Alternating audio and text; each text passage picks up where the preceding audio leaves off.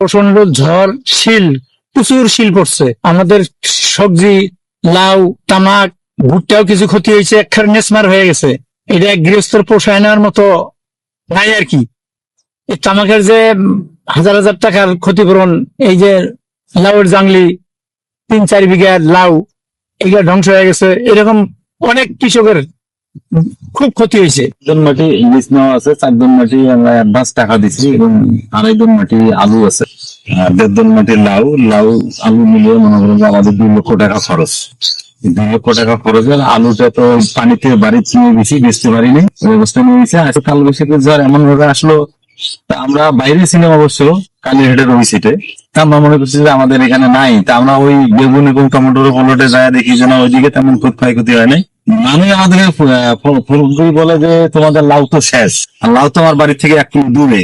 যখন লাউ খেতে আসি দেখি যে আমাদের লাউ আসলে কথা কিন্তু পাতা তো একটাও নেই। এখন তো লাউ প্রায় হওয়ার পথে কতগুলো লাউ সাইজ হয়েছে, মানে আর এখন তো আর কোনো তেমন খরচ নেই, যা খরচ আমরা করে ফেলছি।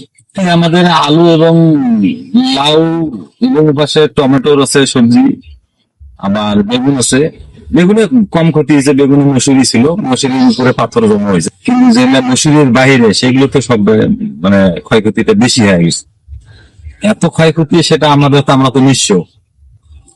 মনে করেন যে আমরা এখানে 2 জনে শেয়ার পার্টনার হিসেবে যদি 2 জনের অন্তত 7-8 লক্ষ টাকা খরচ, আরো তো প্লট আছে। ব্যাপক এই প্লটে খরচ মানে ক্ষয়ক্ষতিটা বেশি হয়। এমন কালবৈশাখী ঝড় এবং শিলে বৃষ্টি আসলো, তাতে আমার এখানে 40 শতক লাউ, বাড়িতে বেগুন আছে, তারপরে টমেটো আছে, সবকিছুতে তো ক্ষতি হয়েছে। শেষমেশ বেগুন ক্ষেতের উপরে তো এই নেট দেওয়া থাকে, ওখানে মনে করেন পাথর গুলো পড়িয়ে জায়গায় জায়গায় আধা মন 20 পাথর পালা হয়েছে, ওগুলো ফেলে দিলাম। পরে শুনি যে আমার লাউ ক্ষেতের একটা পাতা নেই, আসিয়ে দেখি যে এখানে আমার 40 শতক লাউ আছে, বীজের জন্য 2000 লাউ আছে, এখানে আসি দেখি একটা পাতা মনে করেন নাই লাউয়ের। এটা তো সব ধ্বংস হয়ে গেলাম দাদা। দৈনিক আজকের বাংলা .net